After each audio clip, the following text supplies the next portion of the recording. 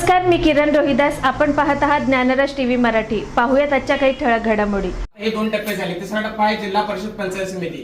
या जिल्हा परिषद आणि पंचायत समितीत पण असं वाटायला नको की त्यांना आम्ही जे मुद्दे मांडतोय आणि जे मुद्दे आम्ही सांगतोय त्यांना पटतेच. काही काही मुद्दे असे की हे हुकुमशाहीकडे चालेल. आज आपण यांना जर सांगू शकलो नाही तर हे हुकुमशाही सारख्या सगळ्या योजना राबवतील. मला एक गोष्ट सांगायची आहे की प्रत्येक गोष्टीला ही लाडकी बहीण योजना आणली, लाडकी बहीण योजना आणली सांगते.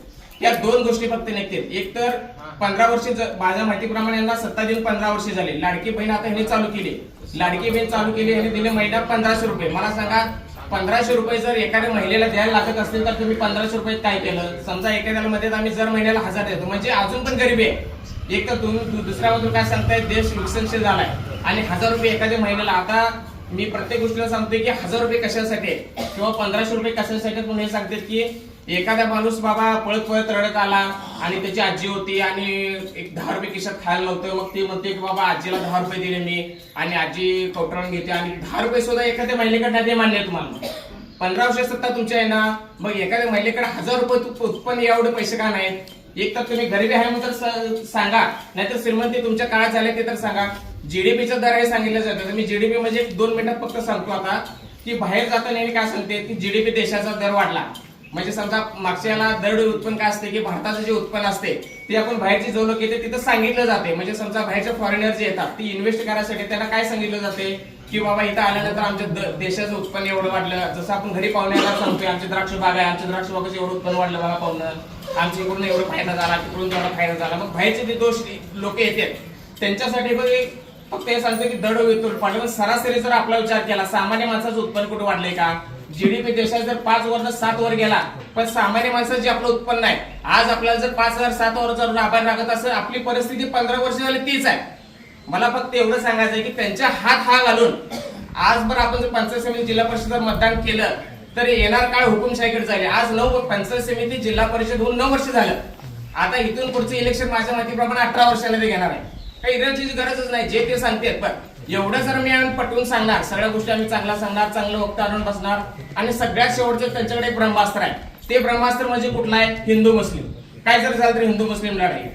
म्हणजे सगळ्यात शेवट जाऊन त्यांना काय उत्तर द्यायचं हे पण त्यांच्याकडे एक म्हणजे फॉर्म्युला ठरलेला. आता हिंदू मुस्लिम लढाई बाबतीत झालं तर आता कोण युट्यूबवर बघत असेल, हिंदू मुस्लिम MIM मध्ये मुंबईमध्ये त्यांनी युती केलेली आहे. बऱ्याच ठिकाणी असं झालेलं आहे की त्यांनी मुस्लिमांशी युती करून तिथं म्हणजे राजकारण केलेलं आहे. म्हणजे काय, पूर्वी जो भाजप होता, जो संघानं तयार केलेला भाजप, म्हणजे काय, जो आपण कट्टरवादी हिंदू म्हणतोय, 75 वर्ष भाजप सत्तेत असताना जी लोक आज भाजपमध्ये होती तीच आज भाजपमध्ये आहेत का?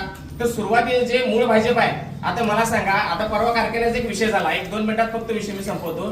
कारखान्यात एखादा परवा विषय झाला, कारखान्यावरती आपण कॉम्पिटिशन केलं. एक महिंद्रा अप्पाचा कारखाना इथं तयार करायला जास्तीत जास्त 2 ते 3 वर्ष झाले. मला काय म्हणायचं होतं, भाजप 15 वर्ष सत्तेत आहे. एक तालुक्यातला तुम्ही आमदार दाखवा ना की तुम्ही स्वतःच्या हाडाने उभा केलाय. एक हिंदुत्ववादी माणूस दाखवा की तुम्ही असं त्याला ताकद दिल्या, झिरोदान त्याला उभा केला, त्याला सांगितलं तू कारखाना काढ.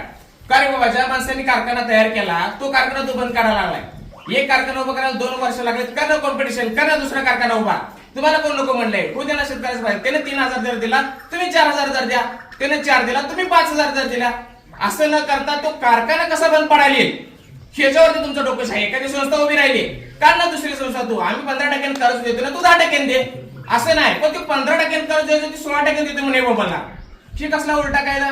मला फक्त सांगायचं काय आहे की यांना ना काम करायचं आहे, ना काम करणाऱ्याला काम करू द्यायचं आहे, ना कारखाना एखादा नवीन उभा करायचा, नाही एखादी इंडस्ट्री उभा करायची झाली तर 15 वर्षात माझ्या माहितीप्रमाणे जर तालुक्यात 2च्या जागी 4 कारखाना उभा राहायला पाहिजे होतं. असं न करता त्यांनी फक्त टीका करायचं एवढंच त्यांच्याकडे आहे. त्यामुळे सकलबाई जनतेला एवढी फक्त एक विनंती आहे की निसर्ग सुद्धा एक संतुलन राखतं. म्हणजे समजा कुठली निसर्गात संतुलन राखायची ताकद आहे, त्याचप्रमाणे माणसानं पण संतुलन काय राखलं पाहिजे. विधानसभेत विरोधी, आता मी जर बोलायला लागलोय, मी जर 5 तास बोलत राहिलो तर तुमच्यातला एखादा बंधू लेशाना झाला खाली बस, एवढं मला आम्हाला ही आहे विरोधी पक्षाची ताकद. पण आता विधानसभेत असं विरोधी पक्ष नेताच ठरला नाही की त्याला मला तू खाली बस. म्हणून आपल्याला काय करायचं आहे, एखादी गोष्ट एखाद्याने चुकली तर बाबा ती चुकली म्हणून सांगायची ताकद आपली नाही की आपण इथं जाऊन मुख्यमंत्र्यांना शिवत येतात. ती ताकद आपल्या मतात आहे. त्या मतात आपल्याला सांगायचं की तुमचं कुठं तर चुका लागली.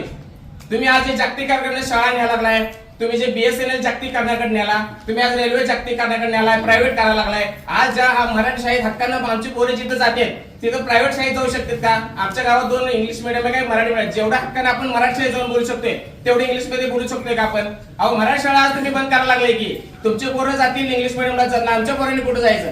1500 तुम्ही बहिणीला दिला, पण 1500 रुपये ज्या बहिणीला दिला त्या बहिणीचं सुख दुःख तुम्ही घ्यायला पाहिजे. नुसतं 1500 बघते का? त्या बहिणीच्या पोराची शाळा बघितली पाहिजे, त्या पोराचं भविष्य बघितलं पाहिजे. ही सगळी गोष्ट न बोलता फक्त 1000 आणि 1500 बोलायचं. तुम्ही लाईट बिल वाढवलं, दूध बिल वाढवलं, या सगळ्या गोष्टी असं न करता तुम्ही योग्य विचार करायला पाहिजे. सगळ्या जनतेला मला एवढीच विनंती आहे. आणि पंचायत समिती आणि जिल्हा परिषद गटात ते दुधाळताई आणि चर्मनसाई उभारले, त्यांना बळ देऊन मतातून त्यांना भाजप शासनाला हे सांगायचं की तुम्ही जे धोरणं आखत आहात त्याला आमचा कुठेतरी विरोध आहे. आणि आज आपण हे थांबवू शकलो तर आपण एक विजयाच्या दिशेने नक्कीच जाऊ. आणि एक चांगला जो मेसेज आहे तो आपल्या मतदारसंघातून जाईल. आणि तुम्ही त्या सगळ्या गोष्टी मान्य करून चेअरमन साहेबांना बळ द्याल मतरूपी. एवढं बोलतो आणि 2 शब्द थांबवतो. जय हिंद.